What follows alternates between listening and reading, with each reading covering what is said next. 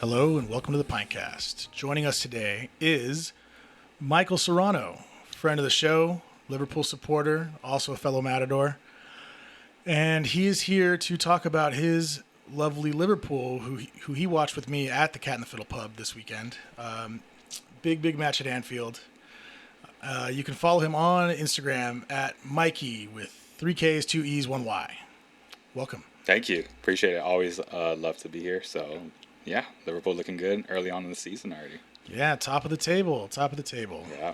Much to my chagrin. But, we were there and we witnessed quite a match. No one said it was, no one's going to look back at it and talk about it like a barn burner. It wasn't all action. There were less goals than there normally are in this fixture. But it was a very tense match, played at a very high level between two very good teams. Yeah. I think a defense that's been, that was the best defense in the league. These are the two best defenses in England, potentially in the world. And, the early season showings from Liverpool weren't the best as far as they would say it themselves. They're pretty shoddy at the back. You guys were, everyone I knew was a little afraid about how you guys were at the back coming into the match. Yeah, definitely. But we got vintage performances and standout performance from the new guys. Kirkez, who was, in the team of the year last year as a fullback, killed it. And then the man who was the man of the match, Dominic Szoboszlai, looked like a world beater right back. I mean, that might be partially to do with Gabby Martinelli not really having his shooting boots and being his head down a little too much, but an impressive performance. Give me your thoughts on how your team performed. Yeah, I think overall, just the matchups for the entire match was exactly what I thought it would be. Really hard fought for every ball. Everybody matched each other really well. Up until the goal for which Szoboszlai, it was pretty dead set even. Not too many chances were created from both sides. Some close calls, but overall, I thought it was a great match, and I thought it was great on a couple of calls that I had said earlier at the Cat and the Fiddle. I said Kirkez, I'm not sure, like a little shaky physically, but he really showed up. I mean, his timing, he needed to be on it from Madueke, and each time it was a perfectly timed tackle, just in time. From the beginning, we saw that their fight was going to be a real one, and every single time Madueke came up to him and tested him, he showed up. That last-ditch effort in the box was one that I remember a lot in their first half. That was one of the first ones. Yeah. And then he didn't put a foot wrong elsewhere. He didn't, and I'm really impressed by that. Szoboszlai as well, slotting in right back. Frimpong going to be out injured, but really stood the test against Martinelli. Not sure how he's doing recently with form, but another good showing from Szoboszlai and right back, so really happy there. One thing that I could say about this time, like this performance from Arsenal, specifically from our right wing, our wide right forward, we've never been able to adequately replace Saka with a substitute. And any time that he's been out injured, like last year for the 3 months with the hamstring injury and all that, we visibly suffered by not having him there. I'm not saying that Madueke played as well as Saka does or that he's nearly as good, but he offered a threat and was still really, really valuable going down there. He was the most dangerous person of the front three. It was problematic that Gyökeres was looking back at it after the fact. It seems like he was doing a lot of good work as far as harrying the defenders and causing trouble, but he really didn't get any service there in the first half. Right. Yeah. And credit to the defenders. We got Van Dijk and Konate. On display on this field were the two best center back pairings of the past 5 years in world football. Yeah. Really. It's been a while since Real Madrid had the dominant two that they've had, in the past. Right. But in these past few years, it's like, well, who's better than Saliba and Gabriel? Yeah. Virgil and Konate. Those are the only two that really compare. Yeah. And barring any mistakes that, Ibu could have every now and then or Verge, they've been really solid together. And speaking of Saliba, really sad to see that he went off injured really early on. Yeah. I'm not sure how bad that is, if you have any updates there, but that is... Well, apparently it was, we saw him sit down at like 4 minutes on the clock, and apparently it was an ankle injury that he suffered in warm-up. and he thought he'd be able to play it off, but you saw there was like, he went up for that tackle. I think it was a challenge. He probably felt it on that and was like, dude, I can't play on. It was immediate. He asked for that sub already. And so, that was a huge blow, and as far as omens go, when we were sitting there, you saw him, he did not look very happy. I was like, oh, fuck. Yeah. And but look, thank God we've done something about our defensive depth, because Christian Mosquera came in and played a fucking blinder. Other than, he kind of got caught on the ball that one time in the beginning, so we were a bit nervous. I was nervous as fuck when he got it, but he really held himself. The composure was good. And as far as it goes, for someone coming in and playing his first full match is in the Premier League like that against the champions, it's only up from here. He held his own. And he's a big, dominant guy. And it was like, all right, that's cool. I love that we have a guy that can step in. I really hope, we haven't been updated as to whether or not Saliba is going to be back or how long. You never like it when you don't hear. Yeah. Same thing with soccer. Like, we don't know how long it's going to be. We said, about a month. They're going to look cagey. Same thing with the Havertz, all that kind of stuff. Yeah. So that's a little concerning. But Arsenal have gone out and signed another center back since then. We have more depth, and honestly, I think Arsenal as a defense depth wise now, we have the deepest defense I've ever seen Arsenal have. Invincibles, anything. The famous back five from the yesteryear with, Adams and everybody. No one had this kind of depth. Like we have more than 8. You can go 2 deep at each position, and I'm not even worried about any of them slotting in. You can literally go 3 deep at a few of them. Like at left back now, we just signed Hincape, and we have Miles Lewis-Skelly and Calafiori there. Yeah. And we just got rid of 2 more left backs as far as, Zinchenko and Tierney. But, and same thing, the backups at center back, the backup at right back. You can put Timber or White at right back. Perfectly fine. Both of the caliber to be like team of the season defenders. So we're really going from strength to strength, and thankfully we have it because it's already being tested. Like I'll tell you what, I'm not happy with how many injuries we've had in a matter of the fucking season's 3 matches old, and we have 3 significant players out. Like that's not a great omen, but hopefully this international break we can get some people fit, some people rest. Hopefully nobody gets injured while playing for their fucking country. Cause don't remind me. Last year that's how Odegaard got hurt, and that affected him the whole season. A shitty tackle on his ankle by some fucking agricultural guy. I don't know if it was San Marino, who the fuck they were playing, but they were playing some shitty team, and he got fucking stomped on, and then that ruins your season. Yeah. So, well, going back to Saka and how Arsenal has struggled to find that goal-scoring threat when he's gone, it's interesting to see after the international break how they continue to cope with that. I'm not sure of their fixtures upcoming if you're aware of them, but it's going to be interesting to see how they're going to replace that, up front.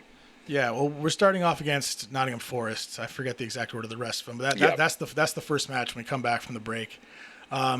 And yeah, you expect to see, what we had seen in the match before was Nani Madueke got his first start on the left-hand side in place of Gabby Martinelli. And I think that was a thing that, like, especially with the emergence of the kid Max Dowman being a valid option on the right, that we got to figure out how to get Madueke in. You spent $50 million on this guy. You got to figure out a way to put him in the lineup. And especially if Martinelli isn't firing, you got to do something to bring him in. So, I guess the good thing now is that he gets a run in his preferred position, and it really does show. Hopefully he continues with it, that he's a real danger down that wing.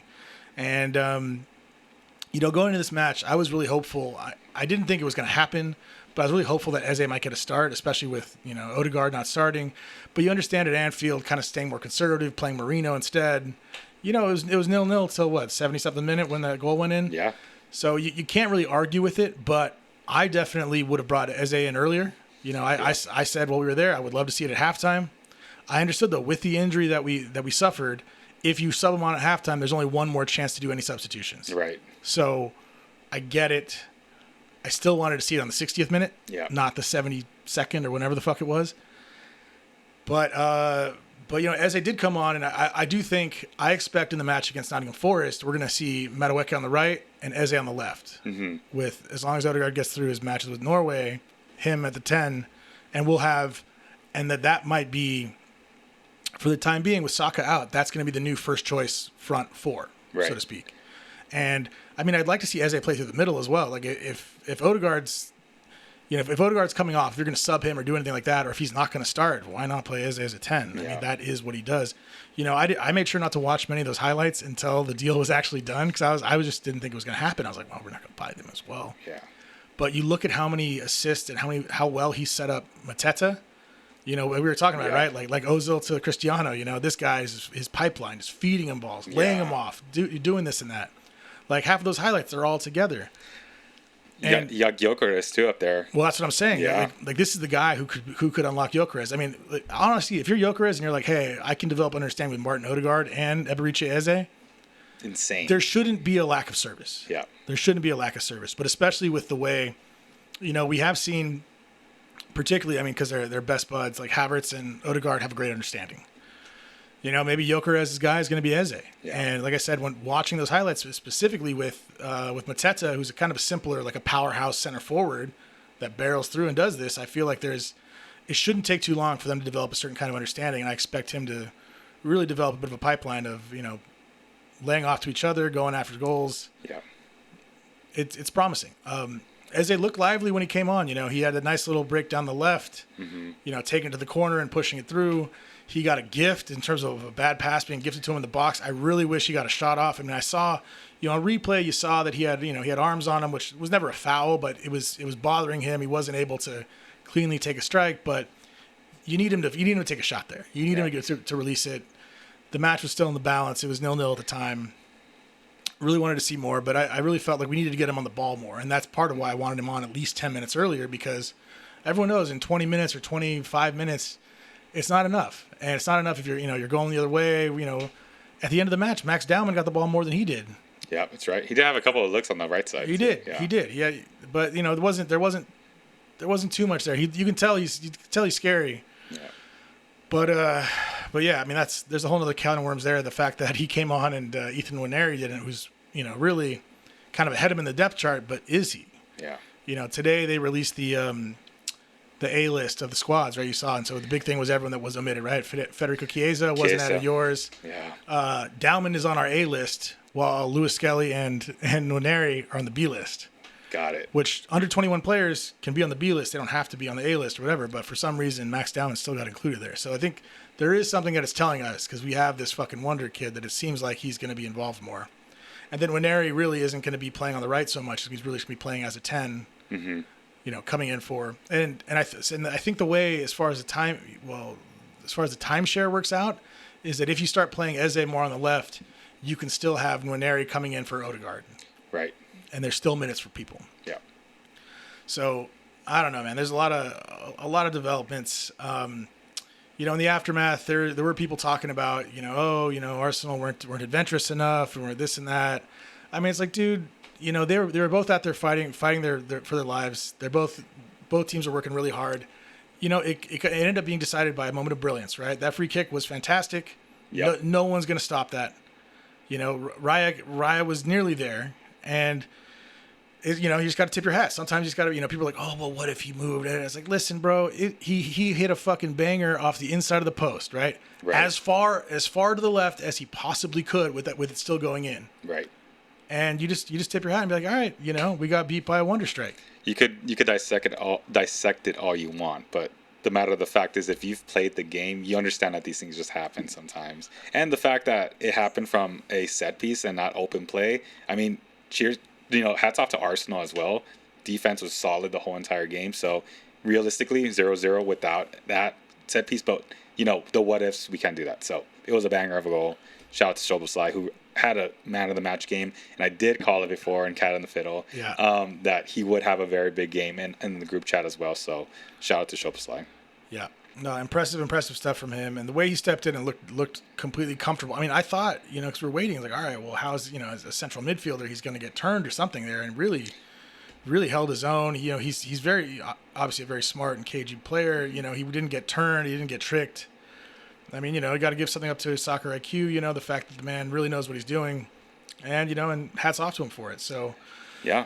So good on him. And, so first blow landed to Liverpool, first punch, we got the gut punch, and now we're down. But really like we said, after this, the story is how does each team do in their next 5 fixtures, right? Exactly. If we don't have any big matches, if let's say the next 3, it's like, well, it's important that we take perfect records from those next few matches, because all of these all of them mean the same.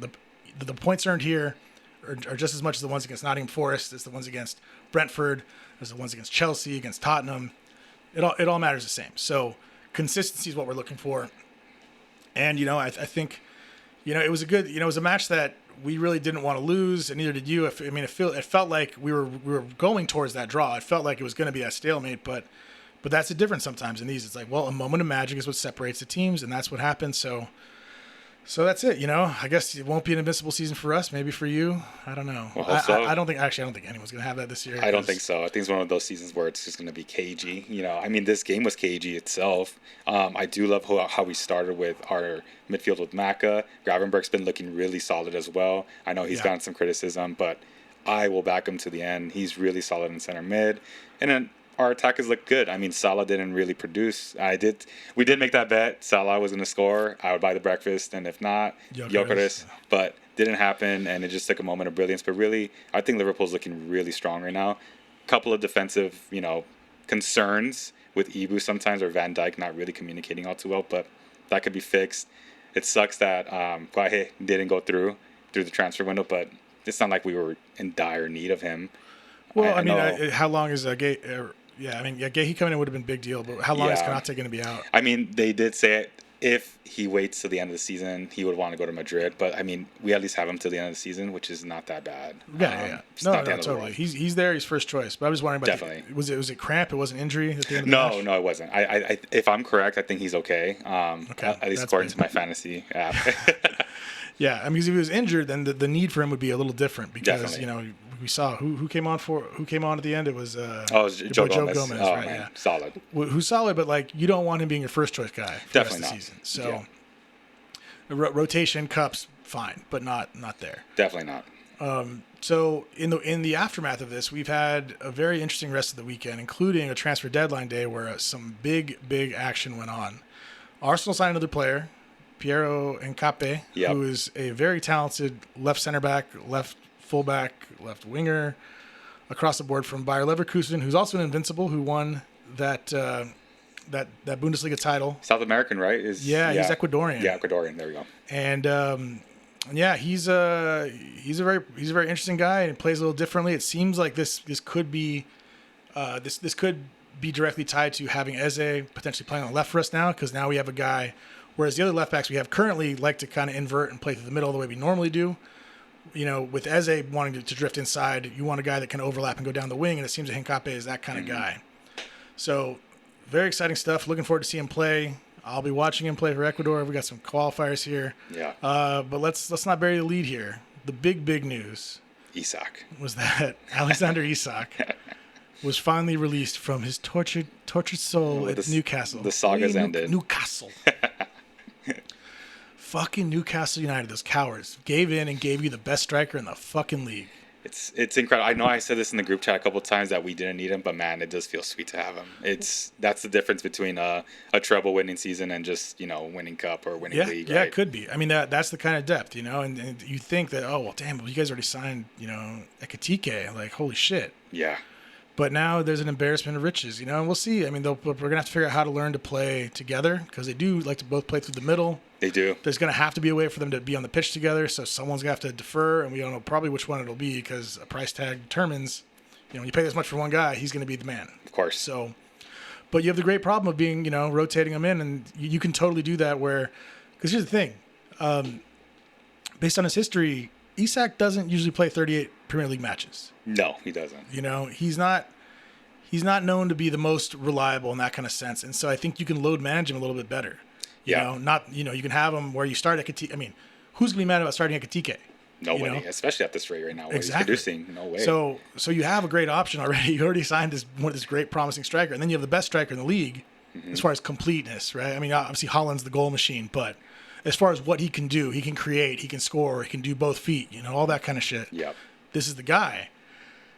He's gonna be the man, but you can adequately rotate and rest him to try to manage his minutes so that his, string cheese hamstrings don't get fucked up, and he's able to play for you, play the He'll be able to play the 40 matches for you over the course of the Champions League and the Premier League. Yeah. You know, you leave the cup games to other people. You rest him against the small teams. You have him on the bench as the, break glass when needed. If you're at home and you're facing, whoever, whether it be Nottingham Forest or Leeds or whoever. Yeah. And that's it's a thing that no one else in the league wanted to see as far as anyone who's a title contender.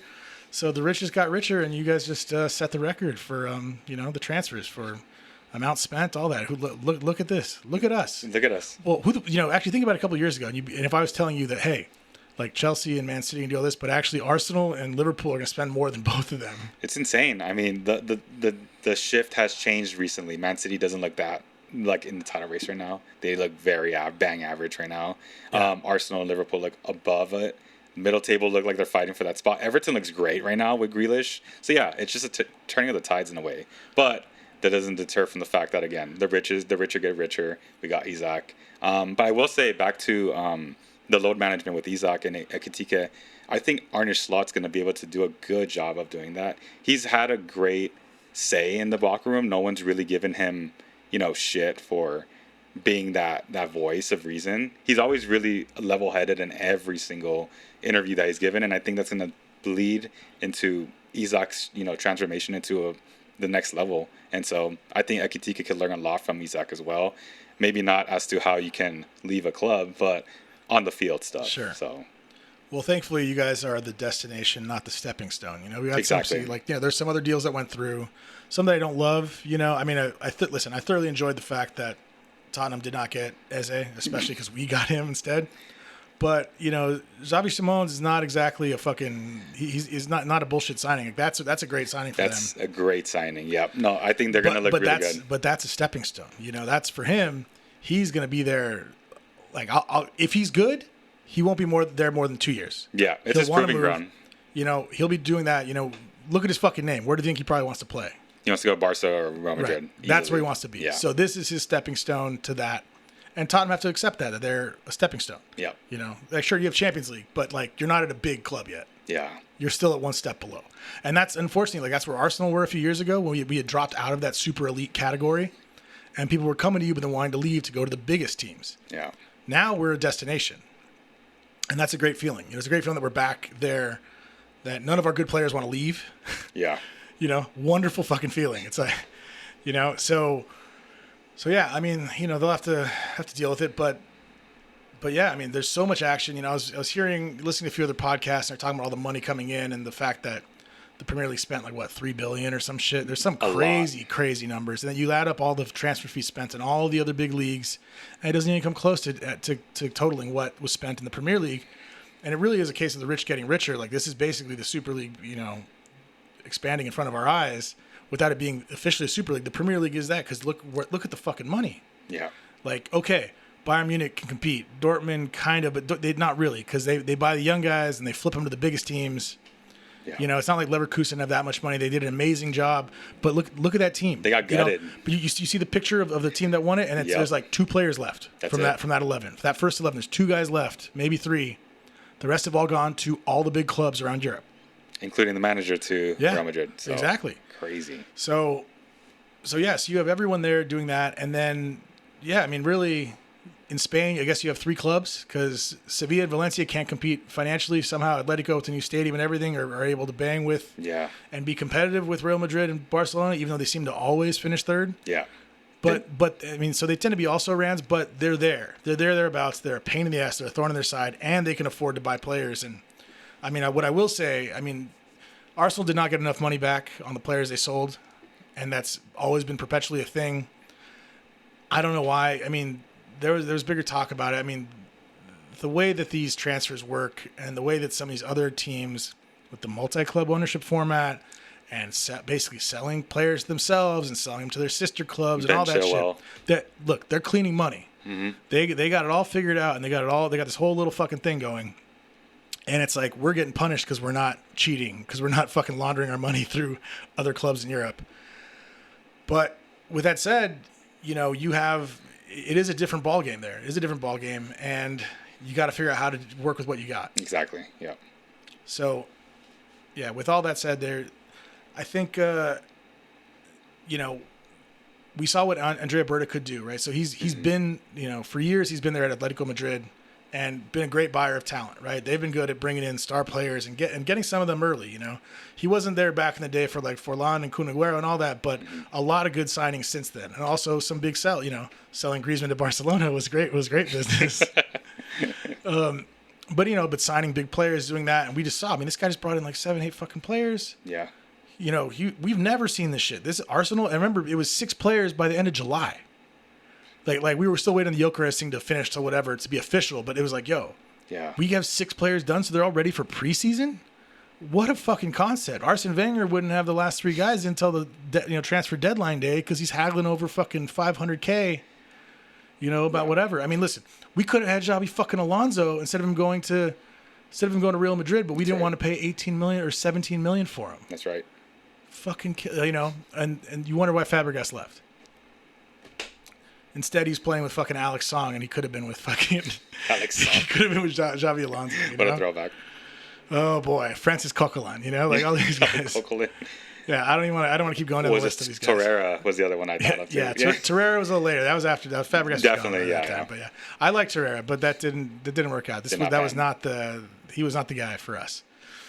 But yeah, we've gone and strengthened all around, and I think no one can fault the club for going for it. They know that this team is here, and you're basically at a point where we have to compete now. You have to win things. You have to be competing in finals. And this team, this is the most complete Arsenal squad I've ever seen, including the Invincibles were so good for their not even just the first 11, but their first 15. But to have this depth through 20 something players is fucking insane. There's no excuses now. So yeah, exactly. So it's put up or shut up. Yep. And I know I'm excited for that. I'm excited for seeing the team perform and go through this. And I'm really excited to see what these new wild cards, these new things that we've added, because last year the biggest problem is we didn't score nearly enough goals. The season before we scored more goals than the Invincibles did. And that's it. If you're putting up triple digits, you're doing just fine. Yeah. And to score that many goals, that's what it takes to win the league this day. In this day and age, that's what you need. You can't be scoring 60, 70 goals. You got to be 90, 100. Yeah. That's what it takes. And too many draws, all that kind of stuff. But you've seen, so what we've addressed, it's all right, you add Eze, right? A guy who's willing to take shots from long distance, been a weakness for us. You add Madueke, a guy who takes on more players and takes more shots than anybody. Mm-hmm. Gyökeres shoots the ball people that try to finish. And then all the defensive bolstering, and then adding Zubamendi. We're not even talking about Zubamendi, who I love as switching him out for Thomas Partey, which we don't need to talk much more about that. No, definitely not.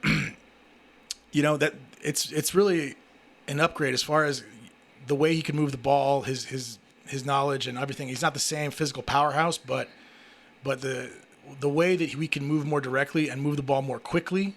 Whereas the former guy who shall not be named liked to carry the ball and dribble it a few times before he passed it, that holds up the play. What you're trying to do is to catch people on the break, and what moves faster than someone carrying the ball? Moving the fucking ball. Right. Pass the ball forward, break through the lines, get it out to our wingers. We have direct players now. Let's get it to him. And Zubamendi's no slouch either. I mean, he is, 6'2", 6'1"? He's below, no? 5'10". No, 5'10", okay. Yeah, but he's still no slouch physically. No, he's not. Yeah, he's not a slouch. But he's always going to fight. He's not a huge presence. He's not as big as Rodri. He's not as big as the other guys. Yeah. But he's a solid guy. He's a normal size but solid midfielder, plenty combative, can win plenty of tackles. But yeah, we're not compared to the other giants we have in our team, because everyone else in our team is fucking huge. Yeah, we were talking about that. That's right. Yeah, everyone else, Hincapi we just signed, is also 6'2", 6'3", right? He's big. They're all fucking beasts. So no complaints from here. We got a couple flair guys, a guy who isn't huge. It's the only guys that aren't physical. I mean, Eze's amazing, but he's not huge. You have Eze and Odegaard, and those are your biggest flair players. The rest of them physically, whether it be Martinelli, whether it be Saka, all that, these guys are all, even if they're not gigantic, they're powerhouses. They are strong, and what you get. What we did see, Martinelli's best contribution in that match was him coming back and defending and breaking up an attack and that. And there's no better, what I will say, and I'll put that out there, is that there's no better left winger, left wide forward that comes back and plays defense like he does. Yeah. It's been him and Saka, and the way they've pressed from the front and come back to play defense and be very selfless about it have been a prime example. It's just my boy Martinelli's attacking instincts and his direction up front has been a little lackluster as of late. But some of the best goals from last season that I remember from Arsenal have always been from that counter when they're coming in from the back, helping out, coming on the attack really fast. So hope to see that more from Martinelli. I know his consistency is sometimes an issue, but hopefully he can find it again, you know. Yeah, no, I'm really hopeful. I mean, I know his minutes are going to be like he's had plenty of chances to try to right the ship, and all of us, and I know Mikel wants it too. We all want to see him succeed. You know, the story of him coming from the third division in Brazil, out of nowhere and coming and scoring the goal against Liverpool, and all that, and he's turned himself into a winger that's rated around 60, 70 million pounds. That's what he's valued at, and even then, it's still frustrating. It's frustrating, but what do we want to see? We want to see Eze on the pitch. Yeah, and if Odegaard's be playing the 10, then Eze's got to go to the left. And I'm sorry, that's okay. You know what? There are a lot worse things than having Martinelli come on in the 70th minute against tired defenses. Like no one wants to see him. Yeah. That's terrifying. I would fucking hate that to be a fullback. Yeah, I'd be a pest. Yeah, absolutely. This guy's gonna harass me nonstop and blow by me. I have to be on my toes. Yeah, for sure. So. Around the league, there's more action, more transfers. Plenty of people have strengthened, but it's been interesting because there were a lot of people. I mean, most of the predictions of what I heard coming into the season was same as usual, that they think the 3 teams that came up are probably going to go down. Now, last year was probably one of the worst examples of the worst performances of the teams coming up. They immediately all lost, their Unfortunately. first. I don't know how many of them even had a point after 3 rounds, last season. Whereas they all have wins now. Yep. They've all gotten results and gotten points, and that's great for the parity in the league. It also tells you that, like last year there was no relegation battle. I wish there was, because Tottenham and United could have been in it if there was any fucking thing. So close. So prayers up, maybe that can happen this year. Wouldn't it be funny if Tottenham beat Man City both matches but then get relegated? Oh, that would be insane. That'd be my dream. I mean, speaking of that, Burnley actually looked pretty good again. I mean, like this last game. Yeah. So they almost got United on that. That was one dumb foul away from getting a point. Yeah, if United could stay down there, that'd be wonderful. Yeah. I don't need them getting these wins. I want them to lose against Burnley. That sounds wonderful. Is Amarin the front runner to be sacked first? The first manager to be sacked within the season? That's the question too. I don't think so. I think it's. Do they stick out with him for a bit? I'm not saying they're going to stick him out for that long. Right. But I think Graham Potter and Nuno Espirito Santo are the 2 that are most likely because of the falling out of Marinakis. That's a horrible situation there. Yeah, and the thing is, at least for him, I don't think his reputation is going to be tarnished, No. Because even the Tottenham is like, well, fuck, you go to Tottenham, like, what can you do? It's fucking Tottenham. Right. And he goes into Nottingham Forest, team who's been in the relegation battle this whole time and almost got them top 4. Had him in the top 2, top 3 for most of the season.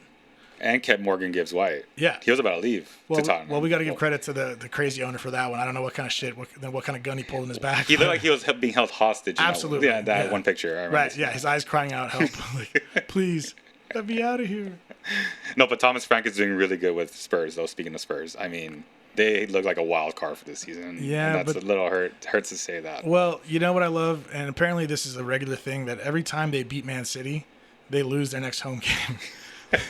And it happened again. That's true. And it happened again. That's true. Not that Bournemouth are no slouch, right? I mean, they also seem to be consistently getting gutted for players. I mean, they still have Semenyo, which is big. I mean, that's the kind of guy that kid's a fucking baller. Yeah. But Evanilson on top too. Yeah. Looks really consistent as well. Always getting those balls that are fed to him. And Tyler Adams, shout out American, always consistent in the midfield too. Sure. So they're no slouches. They came in. They went to the Tottenham Stadium and the toilet bowl, as we like to refer to it, and took all 3 points. So there's nothing better than Tottenham going and doing that to City, and doing us all a favor, and then going and fucking up themselves. Love to see it. Yeah, love to see it. Keep up the good work, guys. We love it. But yeah, so these teams are all doing their thing. West Ham, I think they got a good result this last week, and they're looking shaky too, though. And Graham Potter needed that because he was on the hottest seat. It seems like he's very close. Like I don't think he hasn't done shit since she left Brighton. It all seems that when everyone thought he was brilliant because of it, but now Brighton have been good with any other manager that's gone in. De Zerbi after him looked great. That's right. And now is it Hertzler? Is there now? Yeah. So he looks like he's doing a good job. it's like, it looks like it's a well-run club, that the manager isn't really the guy. Graham Potter doesn't seem to be, also when you look at him, I mean, he looked miserable his whole time at Chelsea. Yeah.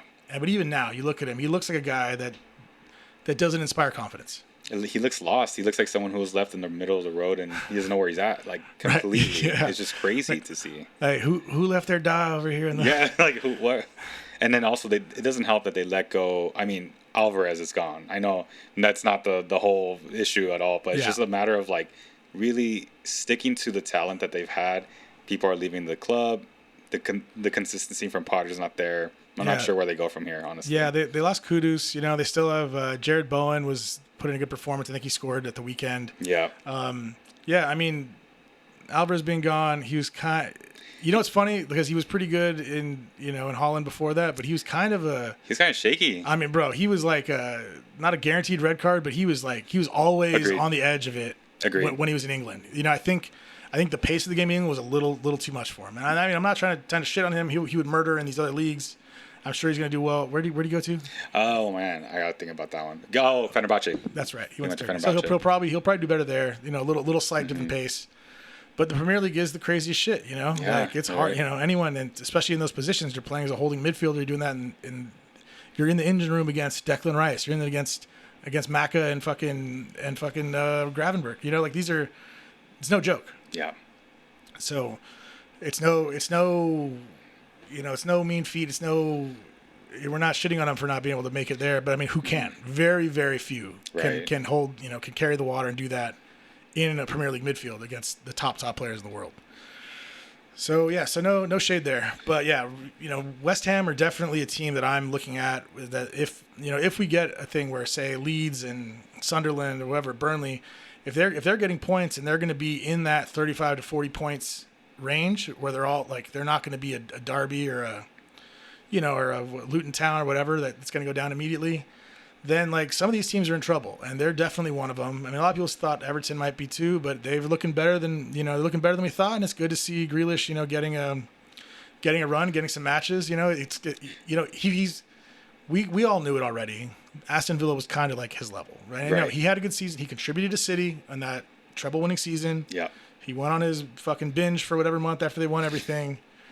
And, good for him. Living it up for all of us. But this is where he belongs. He belongs at a club like a Europa League club. Yeah. Best player on a Europa League team, right? Like that's where he's at. Yeah, he can be the 10, he can do this for you, but he's not going to Barca, he's not going to Real Madrid. He's not really Man City level. He's star player at middle upper, like a team somewhere between 6th and 10th. And I think that's okay. I think there's nothing wrong with that. He's balling out right now. In the best league in the fucking world. Definitely. That's awesome. And then also he was kind of shackled to Pep's, Pep ball at City. And like, that's so limiting. That's not him. It's not him. He was being put wide. He wasn't able to cut through the channels in the middle.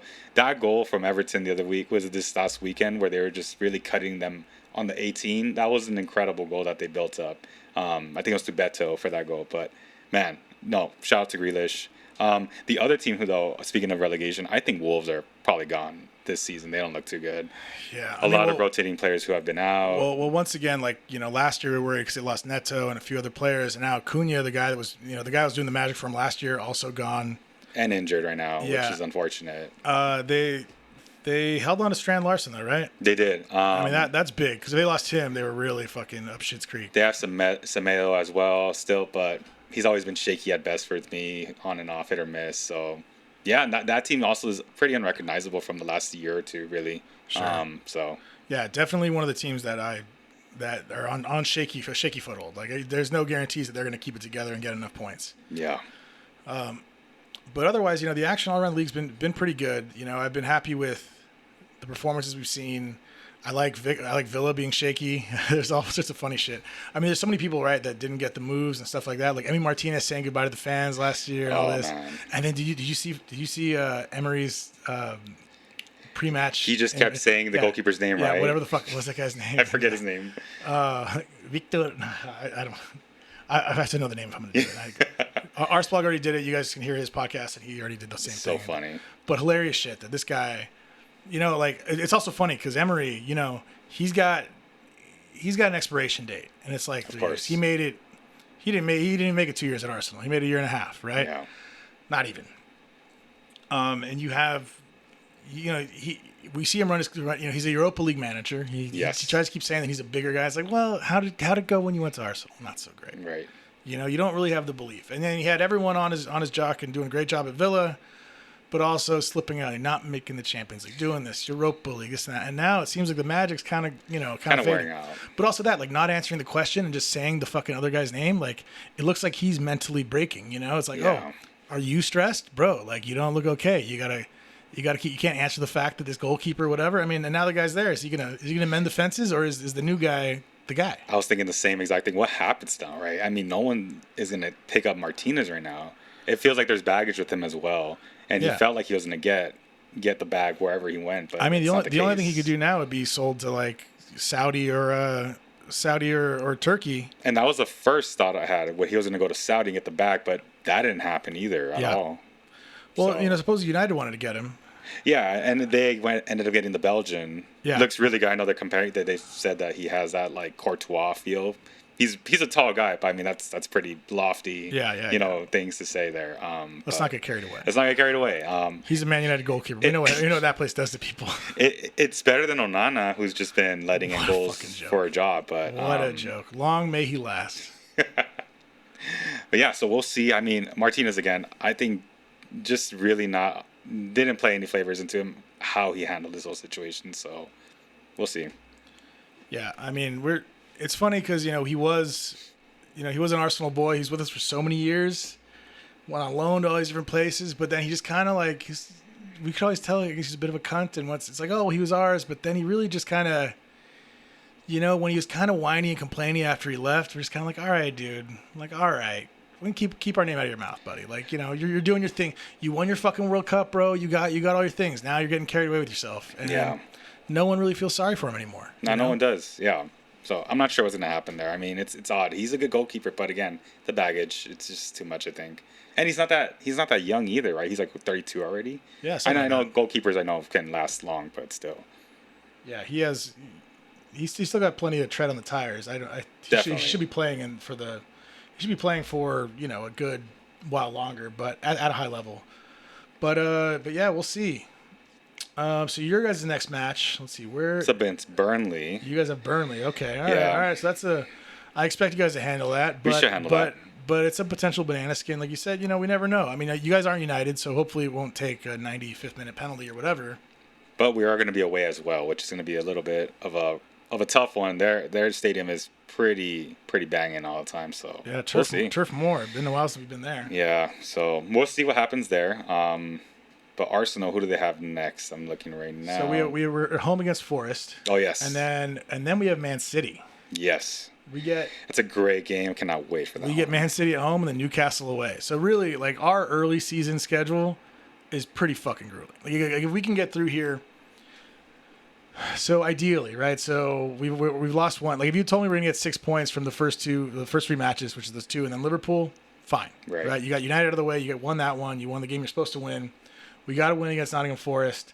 And if we can beat at least one of the 2 of Man City and Newcastle, I mean, what I'm really obviously I want a clean sweep, 9 points. Of course. Yeah. But I would love to get 7 points. Whether that's, and I really want to beat City at home. I think you guys could. If you get a point at Newcastle, but they don't have fucking Isak anymore, so we should fucking beat him. You guys should beat him. But we have, it's just Gordon, Guimaraes, fucking Joelinton. Oh yeah, he's what a bastard. Yeah. And then when they play at St. James Park, they play like it's their last game that they're ever gonna fucking play in their life. Like, it is ridiculous. It is so annoying. Yeah. Well, yeah. As you guys have seen, you guys had that fucking match. I mean, I think really their 2 biggest matches, as far as their opponents. I mean, obviously like Sunderland, whatever, but like as far as competitively against the top, they get up for the matches against Liverpool and the matches against Arsenal. They love the fact that they helped spoil our title run 2 years ago, right? That was a big result. They love that shit. Knocked us out of the cup last year, whatever. They feel like they have a number on us, and so we want to fucking beat them, So we beat them at the end of last season, which was great, but it didn't really matter at that point. So it's a moral victory, but I really want to win this one. But realistically, a point, if you can beat Forest, if you can beat City, and obviously there's no given, like City are still good. I thought what's his name? Reinders, right? That Right. guy. Oh yeah, midfielder. That first fucking game he played. Wow. Insane to assist a goal. I Yeah. think right. And ridiculous. Yeah. He had like a hockey assist in the first one, and then he assisted another and scored a goal. Yeah. I mean, the guy looks pretty complete. I mean, I hope he's not too consistent. I heard that Cherokee just got injured, right? Cherokee just got injured, and Rodri isn't even back yet. So Right. I mean, listen, I hope he's not in for us. I mean, that's funny though. that's a tough one. I shouldn't say anything. You know where he got hurt? No. At Arsenal last year. So I don't know if he really wants to come back and play that match, but maybe he does. Maybe he does. Maybe he wants some redemption there. So Or repeat. fingers crossed for there on that end. But on Liverpool's end, they're against Everton too after Burnley. So we got a run of Burnley on the 14th, then we got Everton at home on the 20th, and then we got Southampton. So that Everton game is going to be a really good one. Thankfully, we're home. If we were away at their house, I think that would have been a bit more concerning, but Sure. I think we should be able to handle them there. Yeah, and I mean, thankfully after that run, so this is the our six, because like in our opening six fixtures, we're talking about facing United, Liverpool, City, and Newcastle. Which getting three of those away matches out of the way, at least if you can pull up a decent tally from those, afterwards you have three of the toughest away days already done. Yep. St. James Park, Anfield, and Old Trafford. If we can get 6 points from those, or at least 4, wonderful. Then fantastic. But really, yeah, I want us. I really would love to see us stick it to City when we face them, and then I mean Newcastle away, man. These are big matches, and we hate those bastards. They, of course. They're a weak club for giving you their star player after they said they wouldn't. Little bitches. And after that, the schedule does lighten up a little bit. The next two fixtures for Arsenal after that are we got the Hammers. Mm-hmm. So we're playing West Ham at home, and we go to Fulham away, which Fulham away is never easy. We dropped points against them last year, I think, and the year before. Craven Cottage is always a madhouse. And they're a little Arsenal light. They've got like 3 or 4 role players there. And I'm happy for them doing well. Seeing Smith Rowe and seeing Iwobi. Yeah. And then Reece Nelson was there. They've all gone off. There's some guys. Corralito.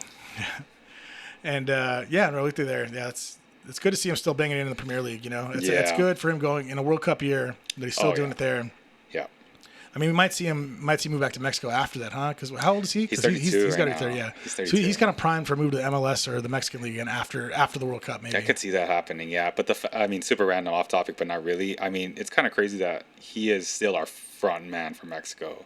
I mean, Santi, right? I mean, hasn't really proven himself there at that level yet. I know he's great in Europe. Is he still in Milan? He is in Milan, and that didn't happen. He didn't get a transfer, right? He didn't. Yeah, he was looking for that. There was rumors that new coach, new technical, sure, directors weren't in favor, but he dispelled that in his Instagram post just like a couple of days ago. So I'm happy to see that. I mean, I know Pulisic is tearing it up there though, but he could still, put in a lot of goals up there still. So yeah, we'll see. But Milan is just kind of a mess. Generally speaking, they're not consistent at all. Yeah, they're still a mess. I don't even think. I mean, I wouldn't even bet on them to make a Champions League spot this year. No. Like they'll probably be Europa League. I expect 5th or 6th. Yeah. Apparently, there's a gunfight going outside, or it's just actually just fireworks. And shit, but celebration. A little belated Labor Day. Yeah. Actually, it's going off. And they're going off. Not bad. Well, a little belated celebrations. Northeast LA is known for its celebratory attitude. I mean, plenty of action coming back. We're in the international break. Really praying that all these guys stay healthy. Yeah, so poorly timed, man. Can we just fucking stop this shit? But here's the thing. Like we saw it with the Club World Cup and all that. Like I still do believe that, and we're already seeing some of it. That like Chelsea. Well, if Chelsea hadn't bought 70 players, because I guess they can rotate enough because they have a squad of 50 or whatever the fuck they have, with 25 on loan somewhere and whatever. Yeah. But like City, they're going to face the repercussions of not a super short summer. Having played that Club World Cup is not going to help you. It's just like playing a summer tournament, like playing, and we've seen it last year, for Arsenal, Saka, and like Declan Rice didn't look himself until really after Christmas. Right. Really didn't get back to his top level. And, but that's the thing is like, if you play the whole fucking summer tournament and all you get is 2 weeks off, like bodies need more time to rest. That's right. And FIFA just wants to grab as much fucking money as possible. Why don't we add another international break? Why don't we add another tournament? Why don't we just do this? Yeah, why don't we just run them into the ground? Why don't we have them pull some fucking carts around the stadium and we can do this shit for the next 90 minutes? Yeah. Maybe we should change matches to 120 minutes to start. Yeah. And just to go watch a friendly here, would probably be $100, $200. It's not affordable. No. They're just gouging everybody all around. Yeah, I mean, the only good thing that came with some of that, was that those tickets got so cheap that you could buy them day of for like $30, $20. Yeah. But but they weren't priced reasonably for people to start. Of course, yeah. So it's a money machine. And even doing shit like that, I remember they played, they had was it Inter PSG at the Rose Bowl at noon? Oh gosh, 90-degree day, beginning of summer. It's like, oh, because it's prime time for Europe. It's like, yeah, but it's 90 degrees and they're in fucking LA in the middle of the day, under the blazing hot, dead summer sun. And in addition to that, majority of them are Europeans, and they don't know this weather. And they're all dying, and rightfully so. I mean, you can't blame them. No, absolutely not. So yeah, well, there's a lot of FIFA once again doing their job to really stick it to them. Did you read today that they talked about the tickets, how they're going to be pricing them here? Because of the sanctions here in the U.S., it allows them to do the price fluctuations, and it's not locked to a specific price as opposed to other countries. So it's going to be arm and leg to get a ticket next year. So that's so unfortunate.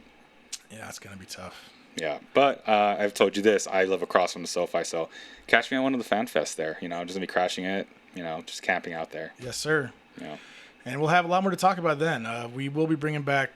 Michael is an original member of the founding season of the Red Card District, where we cover the Champions League and international football. And we will be back with that this upcoming summer, and he will be part of it. So we look forward to doing that. Yeah. But yeah, we have a long Premier League season ahead of us. I'm excited for what we got going on. I know what you'd say if I asked you for predictions. You guys are going to repeat as title champions. Have a feeling. Arsenal, probably second place again. But I can hope. We've done everything I could ask for. If you asked me at the beginning of summer, will we sign these many players? No fucking way. So we've done more than I've ever seen in my life. And so they're throwing the punches, right? Yeah. We're there to punch. If we don't do it, it's going to be our own fault. And hopefully the injury bug chills the fuck out. Yeah. We get Saka back in a relatively decent amount of time. We get Havertz back, so we have an option as a different center forward. Yep. That would be great. Because as much as I'm happy for Gyökeres to start every game, but you need someone to be able to come in for 20, 30 minutes. You got to have variety. We're going to run him into the ground. You can't have him dropping down as a false nine every single game. No. That's not going to be working. No, it's not. No. It's not consistent there. And I also say, actually, Isak just was on record the other day or today saying he wants to win all the trophies. And if we look back into history, these top signings, $120 million, the top signings in the last couple of years, hasn't proved well. It haven't worked out. So again, not saying that's going to happen with Isak. I want it to work out, but to Arsenal's favor, anything could happen, really. Yeah. We're built to win the league again, but it's not guaranteed. No. It really is not. Well, like we said, we saw last year that the team that remained unchanged was the one that had the most consistency. So We'll see how these teams adjust to their new players, how quickly they integrate, how quickly they get firing. I mean, right? We got to see how well. You hope the understanding between Salah and Isak is something that goes pretty quickly. And you think it will. With players that good, it will eventually. But is it going to take 2 weeks? Is it going to take 8 weeks? Right. Is it not going to be till January? How many points do you drop between now and then? There could be a mental blow at Everton. There's just little things that caveats that we can never take into consideration at this time. So.